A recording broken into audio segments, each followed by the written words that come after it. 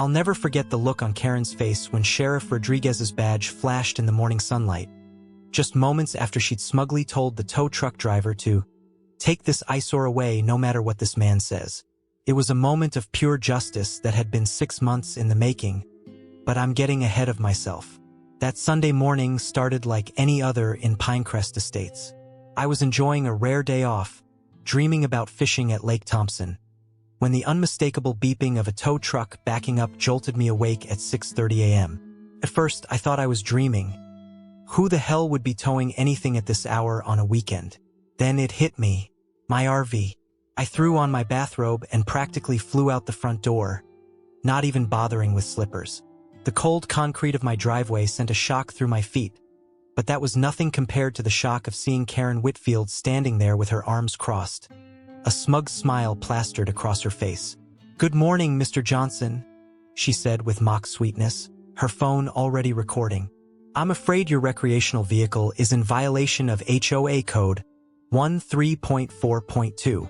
Karen was dressed for the occasion in her ridiculous HOA enforcement polo shirt, a custom job she'd had made for herself and her little committee of neighborhood tyrants. Her perfectly highlighted bob didn't move an inch in the morning breeze, and the binder of regulations tucked under her arm was color-coded with dozens of tabs. This wasn't a spontaneous enforcement. She'd been planning this ambush. "Karen, what the hell are you doing?" I demanded, tightening the belt on my robe. "It's not even 7 a.m. on a Sunday. HOA violations can occur at any time," she replied, her voice dripping with self-importance. Code 13.4.2 clearly states that recreational vehicles cannot be visible from the street.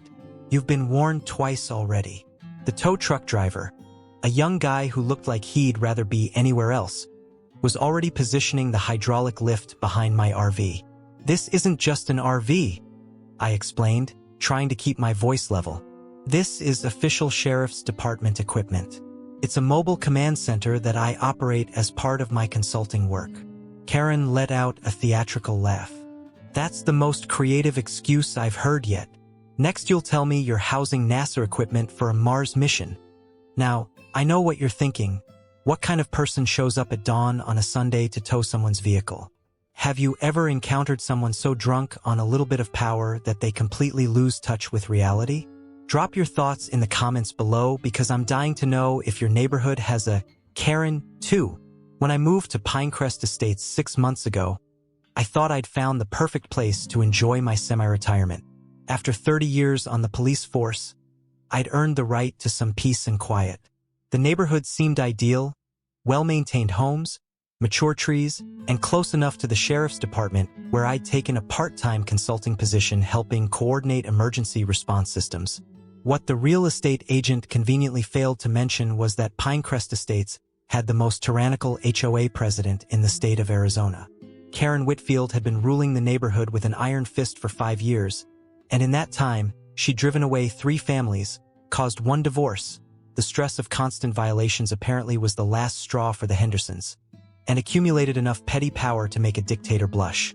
"Karen, I'm serious," I said, stepping between her and my RV. "This vehicle contains sensitive equipment. It's registered to the sheriff's department as an emergency response vehicle. Do you have documentation for that claim?" she asked, raising an eyebrow. "Of course I do, but I'm not required to show it to you. You have no authority to tow a government vehicle." The tow truck driver paused, looking uncertain. "Ma'am, if this is government property," Karen whipped around to face him. "It is not government property. It's an eyesore that's lowering our property values. I have the HOA authorization right here." She thrust a paper at him. "Hook it up now or I'll call your supervisor." I could see the driver weighing his options. On one hand, towing government property could land him in serious trouble. On the other hand, Karen was the kind of customer who would definitely follow through on her threat to call his boss. "Listen," I said to the driver, "if you tow this vehicle and anything happens to the equipment inside, you're looking at potential federal charges. Are you willing to risk that on the word of an HOA president?" That got his attention. He hesitated, hand on the control panel of his truck. "This is ridiculous," Karen snapped. You're interfering with HOA business, Mr. Johnson. I can add that to your violations. I took a deep breath. In my 30 years as a cop, I dealt with armed suspects who were less infuriating than Karen Whitfield. The sheriff's department won't be happy about this, I warned. Oh, please. Karen rolled her eyes dramatically. My husband plays golf with Judge Harrington. Your empty threats don't scare me. What she didn't know was that Judge Harrington and I had worked together for years on the Community Safety Committee. We weren't best friends, but we had mutual respect. More importantly, he had no patience for abuse of authority, something he might be interested to hear about regarding Karen's HOA tactics. This is your final warning, I said calmly. That RV stays where it is. Karen's face flushed with anger. And this is your final warning. Either that monstrosity goes, or you'll be facing daily fines of $200 until it does. Not to mention the towing fee. She turned to the driver again. Hook it up. Now. The driver, caught in the middle of our standoff, reluctantly began positioning his equipment. I pulled out my phone. Fine. You leave me no choice. What are you going to do? Call your imaginary sheriff friends. Karen mocked. I didn't respond as I dialed. When the call connected, I simply said, Rodriguez, it's Mike.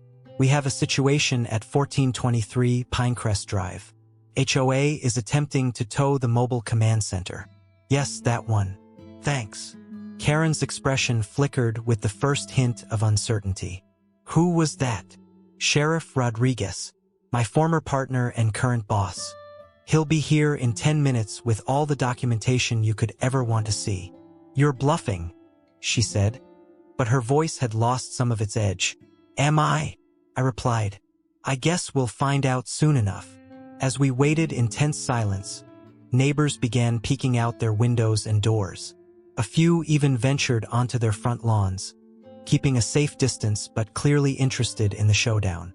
Karen Whitfield had terrorized this neighborhood for years, and no one had ever stood up to her quite like this. The tow truck driver had slowed his preparations, clearly hoping to delay until this situation resolved itself. Smart man.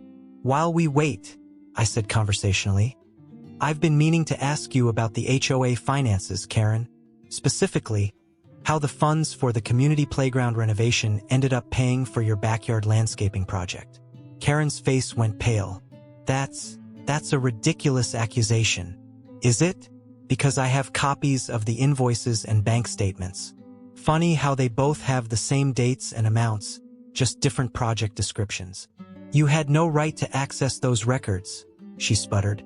Actually, as an HOA member, I have every right. It's called transparency. Something your administration seems to lack.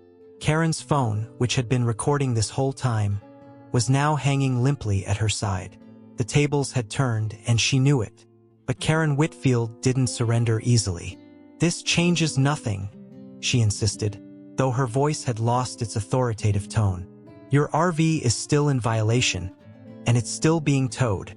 I glanced at my watch. Sheriff Rodriguez should be here any minute. I wonder how he'll feel about you attempting to tow county property. Interfering with emergency response equipment is a serious offense, potentially a felony. A felony? The tow truck driver echoed, now looking genuinely alarmed. He stepped away from his controls. Ma'am, I think I should wait until this is sorted out. You work for me, Karen snapped. I'm the one who called your company. Actually, the driver replied, you don't work for me. Your HOA contracted my company, and we have a policy against towing government vehicles without proper authorization. Karen looked like she might explode. Her carefully constructed facade of authority was crumbling, and she knew it. In the distance, the faint sound of sirens could be heard approaching Pinecrest Estates. The neighbors who had been watching from a distance began to inch closer, sensing that something unprecedented was happening. Karen Whitfield, the untouchable HOA queen, was about to face something she couldn't control with her rulebook or her husband's connections. As the sirens grew louder, I couldn't help but feel a sense of satisfaction. Sometimes justice comes in unexpected forms, like an RV that isn't quite what it appears to be. and a retired cop who knows exactly how to handle a neighborhood tyrant. The look on Karen's face when those sheriff's vehicles rounded the corner with lights flashing? Absolutely priceless. What Karen didn't know was that this wasn't our first rodeo, and I had been documenting her reign of terror since day one.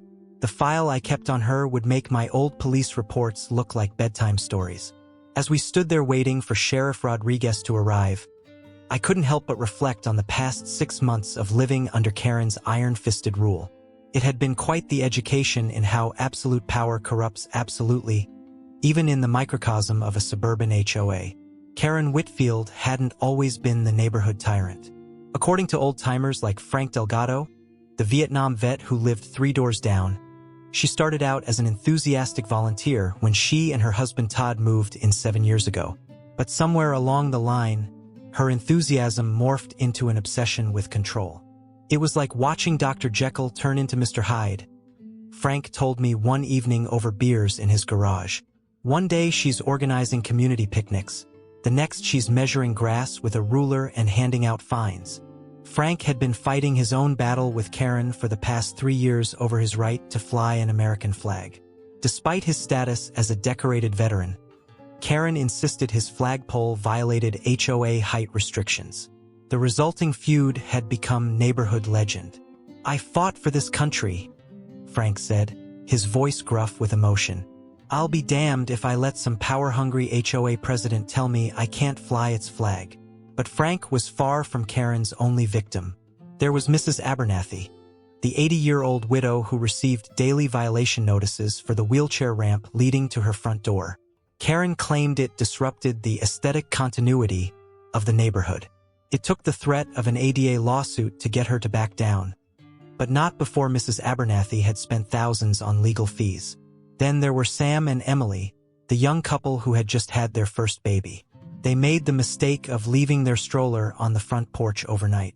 Karen slapped them with a $100 fine for unsightly storage of personal items in visible areas. When they protested, citing their exhaustion from late-night feedings, Karen doubled the fine for insubordination. Even Judge Harold Cooper, whose opinion I'd come to respect, lived in fear of Karen's retribution. "I've presided over murder trials that were less stressful than dealing with that woman," he confided in me during a neighborhood barbecue. "She's got eyes everywhere, Mike.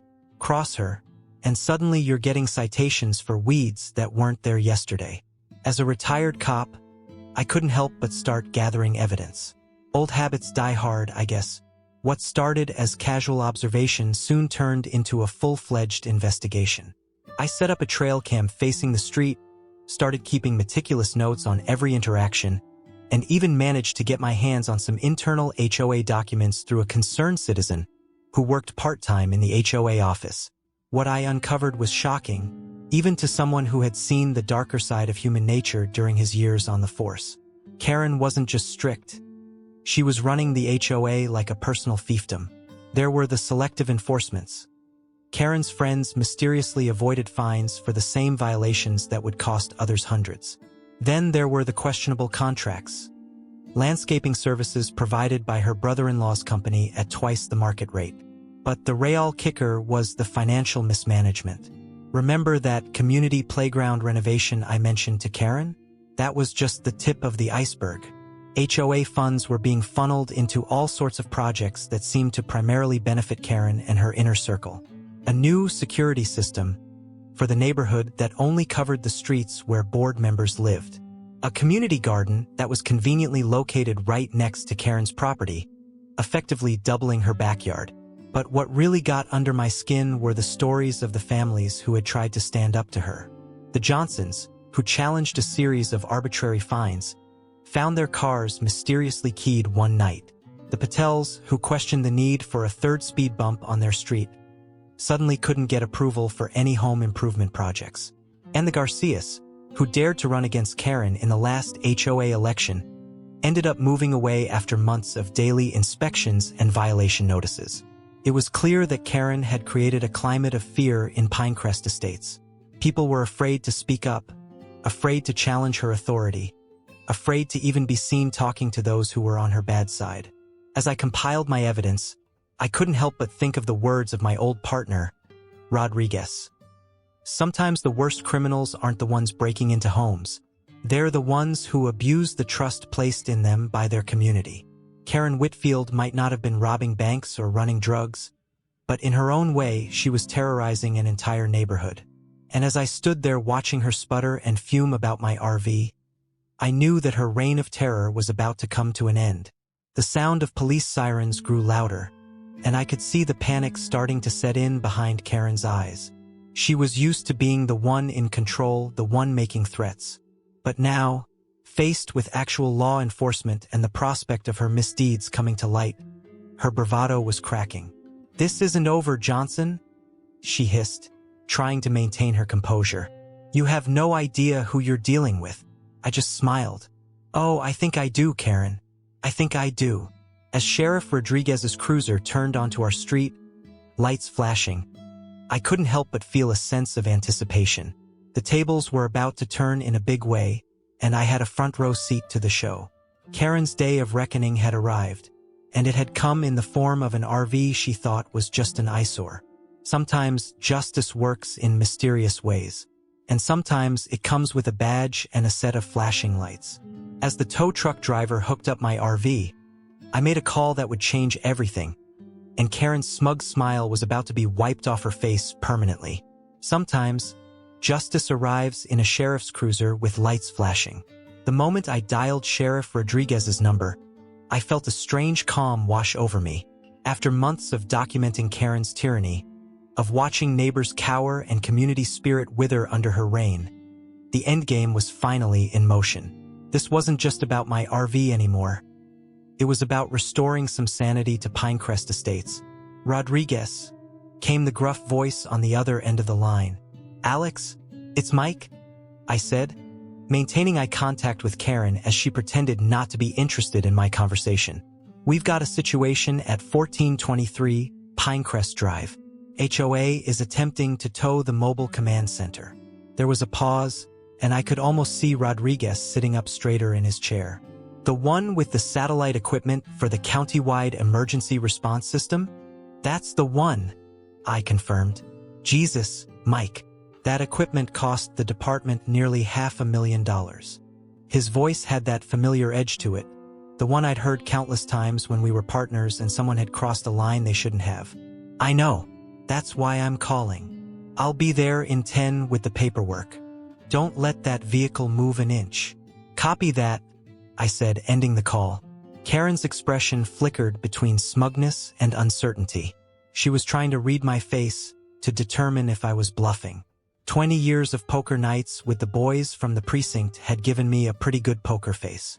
"That was Sheriff Rodriguez," I announced, loud enough for the tow truck driver and gathering neighbors to hear.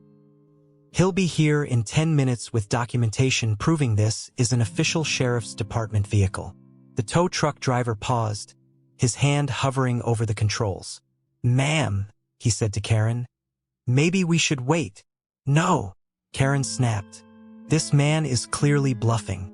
Do your job or I'll call your supervisor." The driver looked torn. On one hand, he had Karen breathing down his neck. On the other, he was facing potential legal consequences if I was telling the truth. I decided to give him an out. "Before you make a decision," I said calmly, "let me ask you something. Does your company insurance cover you for towing government property without proper authorization? Because if anything happens to the equipment inside that RV, we're talking about federal charges." The driver's face paled. "Federal charges? The equipment in there is part of a county-wide emergency response system. Tampering with it could be considered interference with emergency services. That's a felony in this state." The driver took a step back from his truck. "Ma'am, I really think we should wait for the sheriff to arrive." Karen's face contorted with rage. "This is ridiculous. He's lying to intimidate you." But I could see the seed of doubt I'd planted was growing. The driver was now looking at my RV with new eyes, noticing perhaps for the first time the specialized antenna array on the roof and the county plates. "Look," I said to him, "I understand you're just doing your job, but I'm giving you fair warning. If you tow this vehicle and anything happens to the equipment inside, the sheriff's department will hold you personally responsible." That did it. The driver stepped away from his controls completely. "I'm sorry, ma'am, but I can't risk it. We need to wait for verification." Karen looked like she might spontaneously combust. Her face flushed red, and for a moment, I thought she might actually stamp her foot like a child having a tantrum. Instead, she pulled out her phone. "Fine. If you won't do your job, I'll call someone who will." She began dialing furiously. "And I'm calling for backup." By backup, I knew she meant her HOA enforcement committee, essentially her husband Todd and her friend Brenda, who were as drunk on petty power as Karen herself. They were the neighborhood's self-appointed hall monitors, always eager to measure grass height and document trash can violations. While Karen was occupied with her calls, I took the opportunity to address the growing crowd of neighbors who had gathered at a safe distance. "Folks," I said, loud enough for everyone to hear, "I apologize for the disturbance this morning. What you're witnessing is an attempt to tow a sheriff's department vehicle that contains sensitive emergency response equipment." Murmurs rippled through the crowd. I could see a mix of confusion, interest, and, from those who had suffered under Karen's regime, a glimmer of hope. For those who don't know me, I'm Mike Johnson. I retired from the police force last year and now work as a consultant for the sheriff's department. Part of my job involves maintaining this mobile command center for emergency situations. I gestured to the RV, which suddenly looked less like an eyesore and more like what it actually was: a sophisticated piece of emergency equipment. "The sheriff will be here shortly to clear this up. In the meantime, I'd appreciate it if everyone could remain calm and give us some space to resolve this situation." Some neighbors nodded, but no one left. This was the most exciting thing to happen in Pinecrest Estates since the Hendersons' divorce, and no one wanted to miss the conclusion. Karen finished her call and marched back over, phone clutched in her hand like a weapon. "My husband and Brenda are on their way," she announced, as if summoning the cavalry. "And I've called another towing company that won't be intimidated by your threats." I shrugged. "That's your right, but they'll be facing the same legal issues as this gentleman here." I nodded toward the first tow truck driver, who was now leaning against his truck with his arms crossed, clearly having decided to wait this out. Karen's eyes narrowed. "You think you're so clever, don't you? Using your government connections to circumvent HOA rules that everyone else has to follow." "This isn't about circumventing rules, Karen. This is about you overstepping your authority. The HOA doesn't have jurisdiction over government vehicles, especially those used for emergency services." "We'll see about that," she said, but I could hear the first note of uncertainty in her voice. Within minutes, a silver SUV came screeching around the corner and pulled up behind Karen's BMW.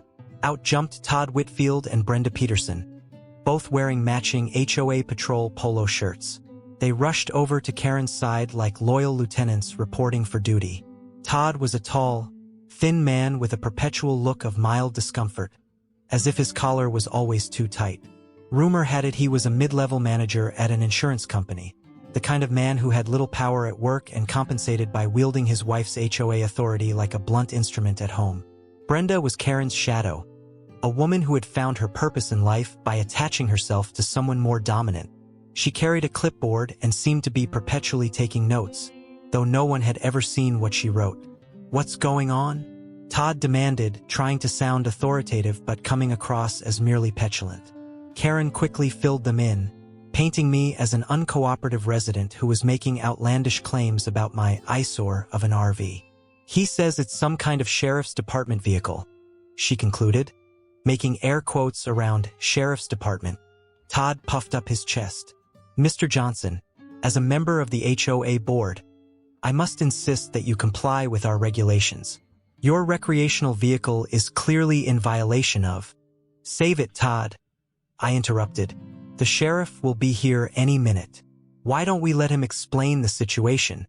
Todd deflated slightly, looking to Karen for guidance. She was about to respond when another vehicle turned onto our street. Not the second tow truck she had called, but a sleek black sedan that pulled up directly behind my RV. Out stepped Harold Cooper, the retired judge I mentioned earlier. In his pressed khakis and button-down shirt, he looked every bit the respected jurist he had been for 30 years. "Morning, Mike," he called, nodding to me before surveying the scene. "Quite a commotion for a Sunday morning." "Judge Cooper," Karen said, her voice suddenly honeyed. "I'm so glad you're here. Perhaps you can help us resolve this situation." Harold's eyes twinkled with amusement. "I heard the sheriff was on his way. Thought I might stick around to see how this plays out." Karen's smile faltered. She had clearly expected Harold to take her side automatically, as he had often done in the past out of self-preservation. But something had changed. Perhaps seeing someone finally stand up to Karen had given the judge the courage to stop pretending. "While we wait," I said casually, "Judge Cooper, you might be interested to know that I've been reviewing some of the HOA financial records." Karen's head whipped around so fast I thought she might get whiplash. "Those records are confidential." "Actually," Harold interjected, "as an HOA member, Mr. Johnson has every right to review financial statements. It's in the bylaws, Section 7, Paragraph 3. I smiled, and I found some interesting discrepancies, particularly regarding the allocation of funds for community projects. Karen's face went from red to white in an instant. This is inappropriate. We're here about the RV violation, not HOA finances." But I could see I had struck a nerve. Karen's iron grip on the neighborhood was maintained in part by her control over the HOA's substantial budget. If that control was threatened, her whole power structure could come tumbling down. In the distance, the wail of sirens grew louder. Sheriff Rodriguez was almost here, and with him, the beginning of the end for Karen's reign of terror. The neighbors, who had been watching this drama unfold with rapt attention, inched closer. There was a palpable sense of anticipation in the air, as if everyone could feel that something momentous was about to happen. As the first sheriff's vehicle rounded the corner, lights flashing, I caught Karen's eye and saw something I'd never seen there before: fear. For the first time since I'd moved to Pinecrest Estates, Karen Whitfield was afraid, and honestly, felt pretty damn good. When 3 sheriff's department vehicles pulled up with lights flashing, Karen's face went through so many emotions I wished I had my old police camera to document it for training purposes. It was like watching someone realize they just pulled the pin on a grenade they couldn't throw. Sheriff Alex Rodriguez stepped out of the lead vehicle, his 6 feet 4 inches frame unfolding from the driver's seat with the deliberate movements of a man who never rushed but always arrived exactly when needed. Even in plain clothes, jeans and a department polo, he carried an unmistakable air of authority that made Karen's HOA posturing look like a child playing dress-up. 2 uniformed deputies emerged from the other vehicles, creating a small but impressive law enforcement presence on our quiet suburban street. The neighbors who had been watching from a distance now edged closer, sensing that the real show was about to begin. "Mike," Rodriguez nodded to me, his expression professional, but with the hint of a smile in his eyes that only someone who'd worked with him for 20 years would notice. "What's the situation here?" Before I could answer, Karen stepped forward, switching instantly from neighborhood tyrant to concerned citizen. It was a transformation I'd seen countless times during my years on the force, the guilty party trying to control the narrative before the truth could emerge. "Sheriff, I'm Karen Whitfield, president of the Pinecrest Estates Homeowners Association," she said, extending her hand with a practiced smile. "We have a resident who's in violation of our clearly established rules regarding recreational vehicles. When we attempted to enforce those rules, he made some rather outlandish claims about his RV being official government property." Rodriguez shook her hand briefly, his face unreadable. "Ma'am." Then he turned back to me. "This the vehicle in question?" He gestured toward my RV. "Yes, sir," I replied, falling easily into the formal address pattern we'd used for years. "Mobile Command Unit 3, assigned to me for the County Emergency Response System overhaul." Rodriguez nodded and turned to one of the deputies. "Jenkins, get the paperwork from my vehicle." Karen's smile remained fixed, but her eyes darted nervously between Rodriguez and me. "Sheriff, while I appreciate you coming out here, our HOA regulations clearly state—" "Ma'am," Rodriguez interrupted, his voice polite but firm, "I understand your concern for your community's regulations. However, There's a hierarchy of authority here that we need to clarify. The deputy returned with a leather portfolio, which Rodriguez opened and began leafing through with deliberate slowness. The crowd of neighbors had grown, and the silence was thick with anticipation. "Here we are," Rodriguez said, pulling out several official-looking documents. "Vehicle registration for Mobile Command Unit 3, assigned to the Sheriff's Department Emergency Response Division. And here's the assignment order placing the vehicle under the supervision of Consultant Michael Johnson for the duration of the County Emergency Response System upgrade." He held the papers out for Karen to inspect. Her hands trembled slightly as she took them, her eyes scanning the official seals and signatures. "This vehicle," Rodriguez continued, his voice now carrying easily to the gathered crowd, "contains approximately $500,000 worth of communications equipment that is essential to our county's emergency response capabilities. It is, in effect, a mobile extension of the Sheriff's Department." Karen handed the papers back, her smile now strained. "Well, this is unexpected. However, Mr. Johnson never informed the HOA about the official nature of his vehicle. Had we known—" "I did inform the HOA," I interjected. "I submitted the proper documentation when I moved in 6 months ago. I have copies of the submission forms and the certified mail receipt." Karen's face flushed. "I never received any such documentation." "That's interesting," I said, pulling out my phone, "because I have an email acknowledgement from the HOA office confirming receipt. Would you like to see it?" Before Karen could respond, Rodriguez continued, his voice taking on the official tone I'd heard him use countless times when addressing potential suspects. "Mrs. Whitfield, I need to make something very clear. Interfering with emergency response equipment is a serious matter. Had this vehicle been towed and any damage occurred to the equipment inside, we would be looking at potential criminal charges." The word criminal hung in the air like a thunderclap. Several neighbors gasped audibly, and I saw Todd Whitfield take an involuntary step back from his wife, as if trying to distance himself from what was unfolding. "Criminal charges?" Karen repeated, her voice rising an octave. "Surely that's an overreaction.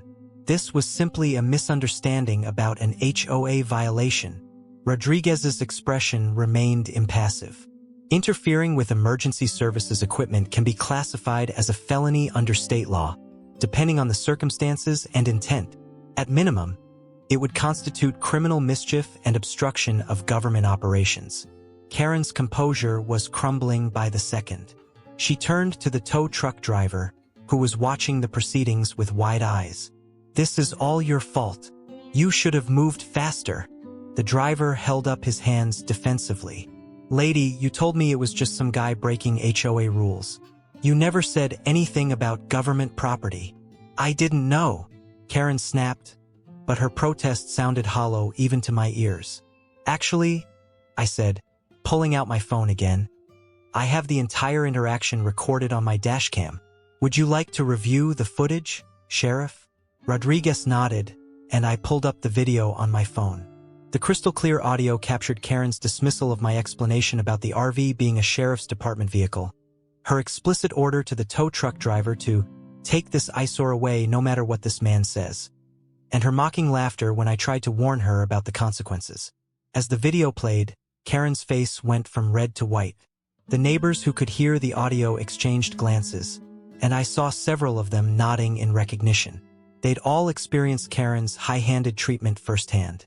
When the video ended, Rodriguez turned back to Karen. "Mrs. Whitfield, based on this evidence, it appears you were informed about the official status of this vehicle and chose to disregard that information. Is that correct?" Karen's mouth opened and closed several times before she found her voice. I thought he was lying. People will say anything to avoid HOA violations. And you didn't think to verify his claim before attempting to tow government property?" Karen looked around desperately, as if searching for an escape route. Finding none, she fell back on her last line of defense, attack. "This is clearly a setup," she declared, pointing an accusing finger at me. "He's using his police connections to intimidate me and undermine my authority as HOA president." My husband plays golf with Judge Harrington, and he'll be very interested to hear about this abuse of power." At the mention of Judge Harrington, Harold Cooper stepped forward from the crowd. "Karen, I've known Judge Harrington for 30 years.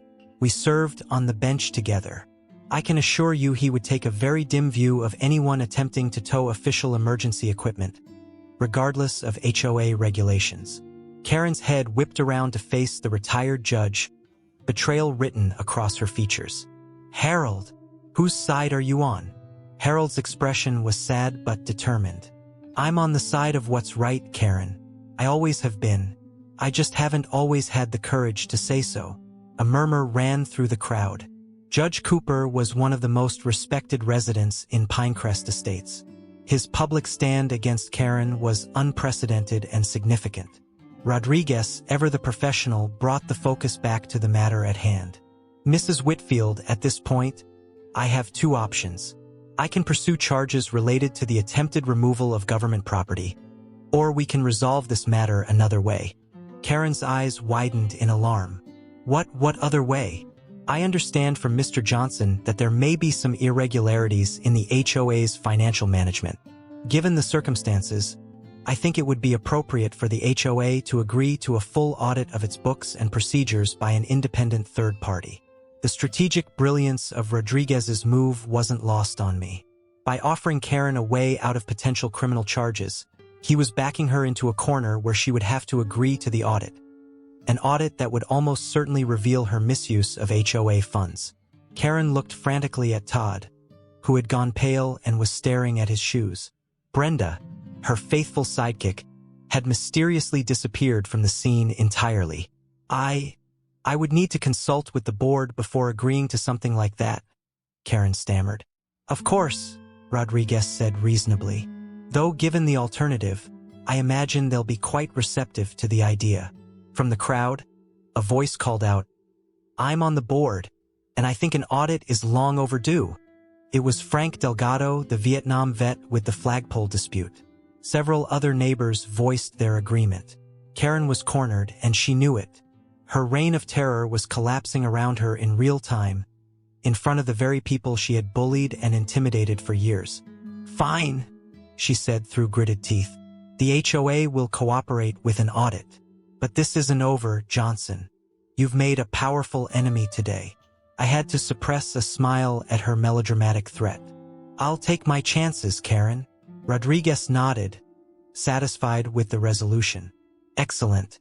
I'll have my office contact the HOA tomorrow to arrange the details of the audit.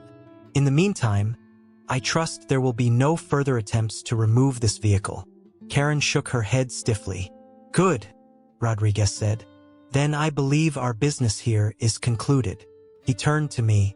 "Mike, walk me to my car. I want to discuss the status of the emergency response system." As we walked away from Karen and the dispersing crowd, Rodriguez spoke quietly. "You always did know how to find trouble, Johnson." I chuckled. "Trouble found me this time, Alex, but I appreciate the backup. $500,000 in communications equipment? Really?" He raised an eyebrow. "Well, maybe I rounded up a bit for dramatic effect," I admitted. "But the principle stands." Rodriguez shook his head, but I could see the amusement in his eyes. "You know she's going to make your life hell after this." "She can try," I said, "but I think her days of unchecked power are numbered. Once that audit gets underway." "Yeah, about that," Rodriguez said, his voice turning serious. "I've heard rumors about financial irregularities in several HOAs in the county. If you've got actual evidence." "I do," I confirmed, "and I'll get it to you tomorrow." Rodriguez nodded. "Good man." He clapped me on the shoulder before getting into his cruiser. As the sheriff's vehicles pulled away, I turned back to face my neighborhood. The crowd was breaking up, but several people approached me with smiles and handshakes. For the first time since I'd moved to Pinecrest Estates, I felt like I was part of a community rather than an occupied territory. Karen and Todd had retreated to their house, the door slamming behind them with a finality that suggested the battle was over but the war had just begun. Judge Cooper approached me, a wry smile on his face. Well, that was the most excitement we've had around here in years. I have a feeling things are about to change in Pinecrest Estates. I nodded. Change is long overdue, Your Honor. Indeed it is, he agreed. Indeed it is. As I walked back to my house, I couldn't help but feel a sense of satisfaction. Karen's reign of terror had received its first serious challenge, and she had blinked. The audit would reveal her financial misdeeds, and her iron grip on the neighborhood would be broken. All because she tried to tow an RV that wasn't quite what it appeared to be. Sometimes justice works in mysterious ways. The aftermath of what neighbors now called the Sunday Showdown spread through Pinecrest Estates like wildfire. By Monday morning, even residents who had been out of town somehow knew every detail of Karen's humiliation. The neighborhood grapevine had never worked more efficiently. I was enjoying my morning coffee on the front porch, something I'd rarely done before, preferring to avoid Karen's disapproving glares, when Harold Cooper strolled up my driveway. "Morning, Mike," he called, looking more relaxed than I'd ever seen him. "Mind if I join you?" I gestured to the empty chair beside me. "Be my guest." "Coffee? Please," he said, settling into the Adirondack chair with a contented sigh. As I went inside to fetch another mug, I glanced out my front window and noticed several neighbors walking their dogs or retrieving their newspapers. All of them looked toward my house with expressions ranging from curiosity to outright admiration. It was as if the neighborhood had collectively exhaled. I returned with Harold's coffee and handed it to him. "Quite a change in atmosphere around here." Harold nodded, taking an appreciative sip. "You have no idea. I've lived in Pinecrest for 15 years, and I haven't seen people this relaxed since before Karen took over the HOA. Speaking of Karen," I said, "any fallout yet?" Harold's eyes twinkled. "Oh, indeed. She called an emergency HOA board meeting last night. Apparently, she tried to spin the whole incident as you using government connections to bully her." I snorted. "How'd that go over?" "Like a lead balloon," Harold chuckled. Frank Delgado stood up and played the recording his grandson had taken of the whole confrontation. Karen didn't realize half the neighborhood had been filming. Multiple angles, Mike. Multiple angles. I couldn't help but laugh. In the age of smartphones, public confrontations never went undocumented. "The board voted unanimously to cooperate fully with the audit," Harold continued. "And this is the best part. They voted to suspend Karen from her duties pending the results." I nearly choked on my coffee. Seriously? I didn't think they had the backbone. "Amazing what people can do when they're no longer afraid," Harold mused. "It's like watching a neighborhood-wide version of The Wizard of Oz. The wicked witch is melting, and all the munchkins are coming out of hiding." We sat in companionable silence for a moment, watching as Mrs. Abernathy wheeled herself down her front ramp, the same ramp Karen had tried to have removed, and waved cheerfully to us. "She threatened legal action against me, you know," I said after a while. "Right after you all left yesterday. Came storming over to accuse me of entrapment and misrepresentation." Harold raised an eyebrow. "Bold move, considering the circumstances." "That's Karen," I shrugged. "She told me her lawyer would be in touch about my deliberate attempt to humiliate a respected community leader." Harold snorted. "Respected is a stretch, and any halfway competent lawyer will tell her to drop it immediately. She has no case." "I know, but it shows she's not going down without a fight." And fight she did. Over the next few days, Karen launched a desperate campaign to salvage her reputation and position. Flyers appeared in mailboxes overnight, a violation of HOA rules, ironically, detailing her years of dedicated service and warning of government overreach in local community affairs. She even went door to door to rally support, though most residents suddenly found they had urgent business in their backyards when they saw her approaching. Those who did speak with her reported that she had reframed the entire incident as a conspiracy between me and corrupt government officials to undermine the community's self-governance. "She's actually claiming you moved in specifically to target her," Sam told me when I ran into him and Emily at the local coffee shop. Their baby was sleeping peacefully in a stroller, the same stroller that had earned them a $100 fine a few months earlier. Something about you being part of a deep state operation to take control of private communities. I nearly spat out my latte. Deep state? I can barely operate my smartphone, let alone orchestrate a government conspiracy. Emily laughed. We know, but Karen's getting desperate. The audit team arrived yesterday, and they've set up shop in the community center. They've already requested 5 years of financial records. The audit was indeed moving quickly. Sheriff Rodriguez had pulled some strings with the county comptroller's office, and they had assembled a team of forensic accountants who specialized in investigating homeowners associations and similar organizations. They worked with quiet efficiency, requesting documents and conducting interviews with board members past and present. Karen, meanwhile, was growing increasingly erratic. When her door-to-door campaign failed to gain traction, she turned to social media, creating a Save Our Community page that quickly devolved into conspiracy theories and personal attacks against me and anyone who supported the audit. She's called me a government stooge 3 times in the last post. Frank Delgado told me with a laugh when I stopped by to help him with his flagpole. We were installing a solar-powered light so his American flag could fly 24/7. Something Karen had blocked for years, claiming light pollution concerns. Consider it a badge of honor, I replied, tightening a bolt. How's it feel to finally get this installed? Frank's weathered face broke into a rare smile. Like victory, Mike. Small but sweet. Not everyone in the neighborhood was celebrating Karen's downfall, however. Her inner circle, the residents who had benefited from her selective enforcement and financial favoritism, were closing ranks. Todd Whitfield had taken to glaring at me from their driveway every morning as I left for work. Brenda Peterson had been caught removing audit notices from community bulletin boards. And a few other residents, primarily those who had served on various HOA committees under Karen's leadership, were suddenly very concerned about due process and presumption of innocence. The division came to a head at the emergency community meeting called to discuss the preliminary findings of the audit. The community center was packed, with residents spilling out into the hallway. Harold, who had been appointed interim HOA president, called the meeting to order with the bang of a gavel. Folks, please take your seats, he called over the buzz of conversation. The auditors have some initial findings to share with us. A hush fell over the room as a serious-looking woman in a charcoal suit stepped up to the podium. Linda Mercer from the county comptroller's office had the no-nonsense demeanor of someone who had seen every financial trick in the book.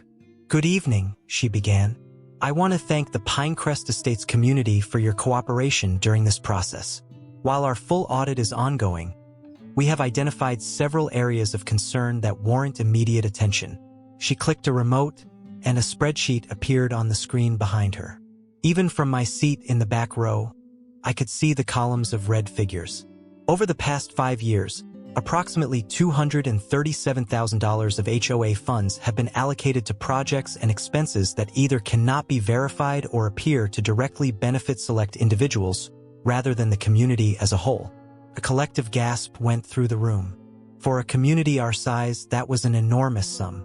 Specifically, Linda continued, we found evidence of no-bid contracts awarded to companies with direct ties to HOA leadership, including Whitfield Landscaping LLC, which is owned by Todd Whitfield's brother and has received over $120,000 for services that appear to be significantly overpriced compared to market rates. All eyes turned to Todd, who slumped lower in his seat. Additionally, community improvement funds were repeatedly reallocated to projects benefiting properties owned by board members and their associates. Most notably, the Community Garden Initiative, that consumed $45,000 of HOA funds primarily improved land adjacent to the Whitfield property, effectively increasing their property value while providing minimal community access. Karen, who had been sitting rigidly in the front row, suddenly stood up. This is a witch hunt, she declared, her voice shrill. These were all approved projects. The board voted on everything. Linda remained unflappable. Yes, Mrs. Whitfield, the board did vote. However, our investigation has revealed that board members were not always provided with complete information before these votes. In several instances, project descriptions presented to the board differed significantly from what was actually implemented. That's a lie, Karen shouted. Harold banged his gavel. Mrs. Whitfield, you will have an opportunity to respond after the presentation. Please take your seat. Karen remained standing, her face flushed with anger. I don't have to listen to these false accusations. I've served this community faithfully for years. And this is how you repay me? By bringing in outsiders to smear my reputation. From the back of the room, Frank Delgado's voice rang out. Sit down, Karen. Let the lady finish. Other voices joined in, calling for Karen to sit down or leave. The tension in the room was palpable. Finally, Todd tugged at his wife's sleeve. Karen, please. He whispered loudly enough for those nearby to hear. You're making it worse. With a final glare at the auditor, Karen sat down, arms crossed tightly over her chest. Linda continued her presentation, detailing other financial irregularities. Unauthorized transfers between accounts, questionable reimbursements for HOA expenses that appeared to be personal in nature, and selective enforcement of fines that seemed designed to target certain residents while ignoring violations by others. By the time she finished, the mood in the room had shifted from shock to anger. Residents who had paid increasing HOA fees year after year were now learning that their money had been systematically misused to benefit a select few. When the floor opened for questions, the first came from Mrs. Abernathy, who wheeled herself to the microphone. I've lived here for 30 years, she said, her voice quavering with emotion. I've paid every increase in fees without complaint because I believed it was for the good of our community. To learn that my money was being used to landscape the Whitfield's property extension while I was being harassed about my wheelchair ramp, it's beyond shameful. Applause broke out, and Mrs. Abernathy continued, her voice growing stronger. I move that we not only remove Karen Whitfield permanently from the HOA board, but that we pursue full restitution of all misappropriated funds. The motion was seconded immediately by at least a dozen voices. Karen leapt to her feet again. You can't do this. I have rights. This entire process has been corrupted by outside influence. She pointed directly at me. That man moved in here with the express purpose of destroying what we've built. He's using his government connections to take over our private community. All eyes turned to me. I hadn't planned to speak, but now I slowly stood up. Mrs. Whitfield, I said calmly. I moved here because I liked the neighborhood and it was close to my new consulting job. I had no idea I was walking into a community ruled by fear and financial mismanagement. All I did was stand up when you tried to tow a vehicle you had no authority to tow. Everything that's happened since has been the natural consequence of your own actions. More applause broke out, louder this time. Karen's face contorted with rage. This isn't over. My lawyer will be in touch with all of you. She grabbed her purse and stormed toward the exit, Todd trailing behind her like a dejected shadow. As the door slammed behind them, Harold banged his gavel again. Let's return to Mrs. Abernathy's motion, shall we? The vote was overwhelming. Karen was permanently removed from the HOA board, and the community authorized the pursuit of legal action to recover misappropriated funds. Additionally, a committee was formed to revise the HOA bylaws to prevent such abuses in the future. As the meeting broke up, residents lingered, talking in excited groups about the changes coming to Pinecrest Estates. Several people stopped to thank me, which felt strange since I hadn't set out to be a neighborhood hero. I just wanted to protect my RV and, by extension, my job. Not everyone was grateful, however. As I walked to my car, I found a note tucked under my windshield wiper. You've made enemies of the wrong people. Watch your back. The next morning, I discovered my car had been keyed from headlight to taillight, a deep scratch that would cost hundreds to repair. And it was just the beginning. Over the next week, I received anonymous threatening calls, had my mailbox knocked over twice, and found my trash cans overturned and their contents strewn across my driveway. The petty harassment was clearly designed to make me regret standing up to Karen, but it had the opposite effect.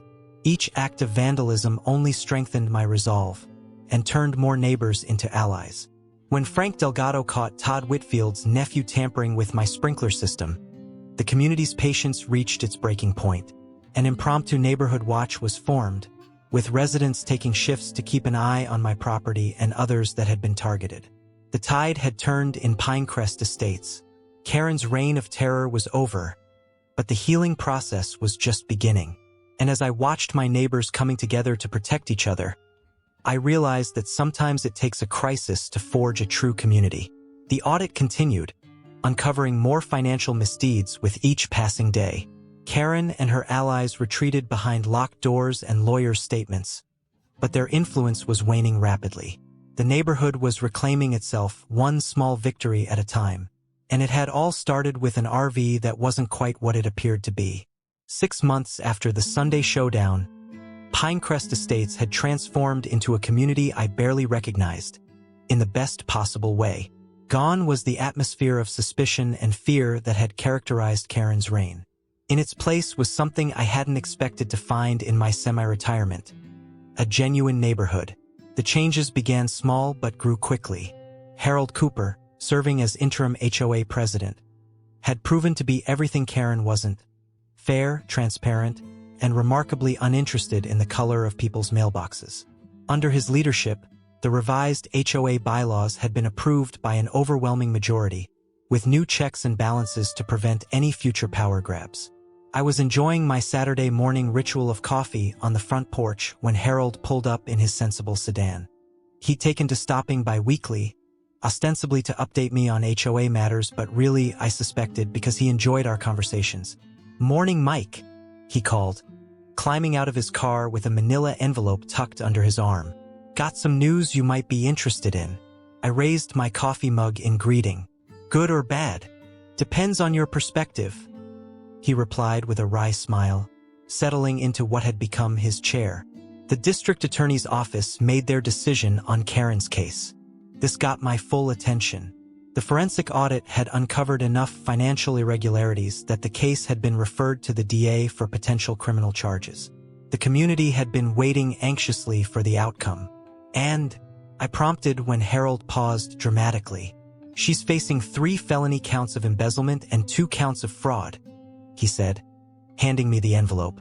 "The DA sent over the official notification since you were listed as one of the witnesses they might call."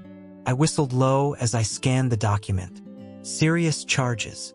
They're offering a plea deal," Harold continued. "Restitution of all misappropriated funds, 2 years probation, and 500 hours of community service." "Think she'll take it?" Harold shrugged. "Her lawyer is strongly advising her to. The evidence is overwhelming, Mike. Those forensic accountants found everything, from the fake landscaping invoices to the community funds she used to renovate her master bathroom." I shook my head, still amazed at the scope of Karen's deception. The final audit report had identified over $300,000 in misappropriated funds over 6 years, a staggering amount for a neighborhood our size. "What about Todd?" I asked. "Cooperating with prosecutors," Harold replied. "Apparently, he's claiming he was in the dark about most of it, though the evidence suggests otherwise. He's filed for divorce, by the way." That didn't surprise me. Todd had been increasingly distancing himself from Karen as the investigation progressed.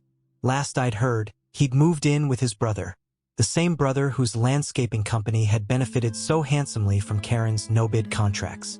"And the civil suit?" "Settled yesterday," Harold said with satisfaction. "The insurance company is covering most of it, but Karen and Todd are personally responsible for about $75,000. They've put their house on the market." The neighborhood grapevine had been buzzing about the Whitfields' listing. The asking price was well below market value, suggesting they needed a quick sale. "Good riddance?" I muttered, then felt a twinge of guilt. "That sounds harsh, doesn't it?" Harold considered this. "After what they put this community through, after the harassment you personally endured, I'd say it's remarkably restrained." He had a point. The keyed car and overturned trash cans had been just the beginning. As Karen's legal troubles mounted, so had her desperation.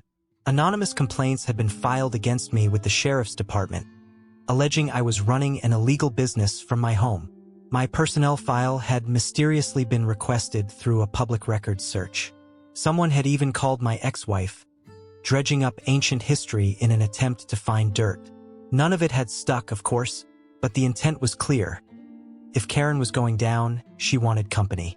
Speaking of the RV, Harold said, changing the subject, I've been meaning to ask you something. What exactly is it for?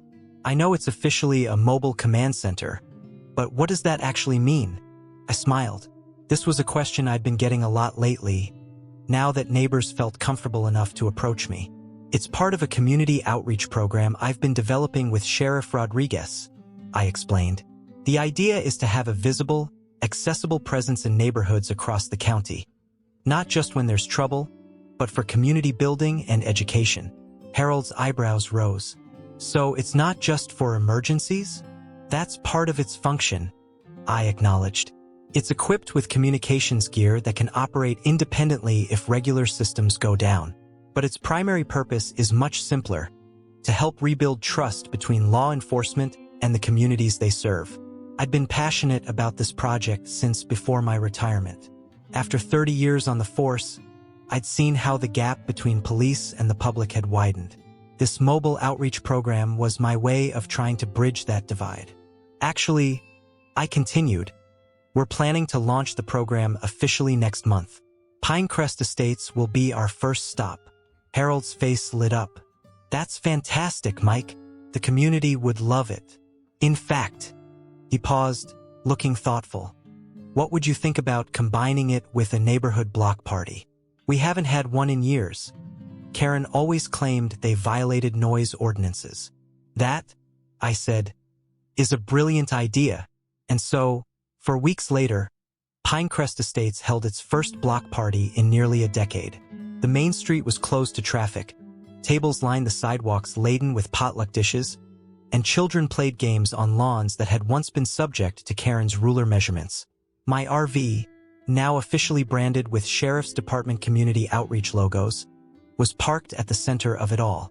Sheriff Rodriguez had come personally to help launch the program, bringing several deputies who mingled with residents, answering questions and building connections.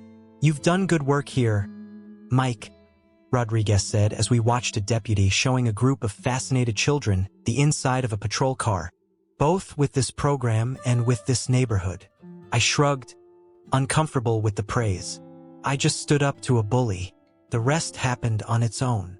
Rodriguez snorted. Nothing happens on its own. These people needed someone to show them it was possible to fight back. You gave them that.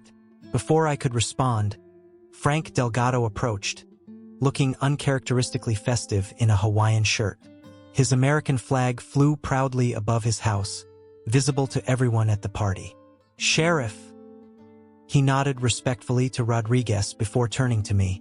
Mike, we're about to start the recognition ceremony. Harold sent me to fetch you. Recognition ceremony? I repeated, confused. What recognition ceremony? Frank just grinned and gestured for us to follow him to the small stage that had been set up near the community center. A crowd had already gathered, and Harold stood at the microphone, waiting. Ladies and gentlemen, Harold began as I approached.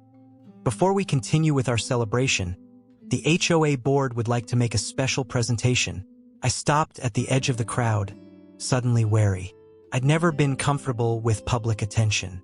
Mike Johnson, Harold continued, scanning the crowd until he spotted me. Would you please join me on stage? Rodriguez gave me a gentle push forward. Go on, hero. Face the music. Reluctantly, I made my way through the applauding crowd and up onto the stage. Harold greeted me with a handshake and a grin before turning back to the microphone. 6 months ago, our community was a very different place, he said, his judicial voice carrying easily across the gathering. We lived under rules that were enforced selectively, paid dues that were misused, and most importantly, lived in fear of speaking up. Murmurs of agreement rippled through the crowd. One man changed that by simply refusing to be bullied, by standing his ground when it would have been easier to give in. And in doing so, he gave the rest of us the courage to reclaim our neighborhood. I shifted uncomfortably as Harold turned to face me. Mike, on behalf of the residents of Pinecrest Estates, I'm honored to present you with this. He handed me a plaque. It's not much, but it's our way of saying thank you for helping us find our voice again. The plaque was simple but elegant, with an inscription that read, "To Mike Johnson, for extraordinary courage and community service. From your grateful neighbors at Pinecrest Estates." I stared at it, unexpectedly moved. When I looked up, I saw faces that had become familiar over the past months. Mrs. Abernathy beaming from her wheelchair, Frank standing tall beside his wife, Sam and Emily with their baby, now a toddler, perched on Sam's shoulders. Even some of Karen's former allies were there, having made their peace with the new direction of the neighborhood. "I don't know what to say," I admitted, stepping up to the microphone. "I'm not much for speeches." "Then let me say something," called a voice from the back of the crowd. The sea of people parted to reveal Brenda Peterson, Karen's former right-hand woman and enforcer. My guard went up instantly. Brenda had been notably absent from community events since Karen's downfall, and I had no idea what she might say or do. She made her way to the stage, and Harold, after a moment's hesitation, stepped aside to let her speak. "I owe you an apology, Mike," Brenda said, her voice carrying clearly despite the lack of a microphone. "I owe all of you an apology." A hush fell over the crowd. I went along with Karen because it was easier than standing up to her. I enforced rules I knew were unfair because it gave me a sense of importance I hadn't found elsewhere. She took a deep breath. "I was wrong, and I'm sorry." For a moment, no one spoke. Then Mrs. Abernathy wheeled forward. "We accept your apology, Brenda, and we welcome you back to the community." A smattering of applause followed, growing stronger as more residents joined in. Brenda's eyes filled with tears as she nodded her thanks and stepped back into the crowd. I found myself smiling. If Brenda Peterson could find redemption, then Pinecrest Estates truly had transformed. "Well," I said, turning back to the microphone. "As I was saying, I'm not much for speeches, but I am grateful to be part of this community. 6 months ago, I knew my neighbors by their violations. The man with the too tall flagpole, the woman with the unapproved wheelchair ramp, the couple with the stroller on their porch." Laughter rippled through the crowd. "Now I know you as Frank, who served our country with honor, as Mrs. Abernathy, who makes the best apple pie I've ever tasted, as Sam and Emily, whose little boy took his first steps on my lawn last week." I gestured to the RV behind me. "That vehicle over there, the one that started all this trouble, is meant to be a bridge between law enforcement and the community. But the truth is, you all built a much more important bridge these past months. You rebuilt the connections between neighbors that make a collection of houses into a true community." The applause that followed was warm and genuine. As I stepped down from the stage, people came forward to shake my hand, pat my back, and share their stories of how the neighborhood had changed for the better. The block party continued well into the evening. Children played tag between houses without fear of violation notices. Adults shared food and drinks on front lawns that had once been subject to meticulous inspection. Music played, people danced, and for the first time since I'd moved to Pinecrest Estates, it felt like home. As twilight settled over the neighborhood, I found myself back at my RV, watching the celebration with a sense of quiet satisfaction. "Quite a change from 6 months ago," Rodriguez observed, joining me with a plate of Mrs. Abernathy's apple pie. "Night and day," I agreed. "You know," he said between bites, "we've got funding to expand the community outreach program. Could use someone to oversee it full-time. Someone who's good with people and knows how to handle difficult situations." I raised an eyebrow. "Are you offering me a job, Alex?" "Just putting it out there," he shrugged. "Think about it."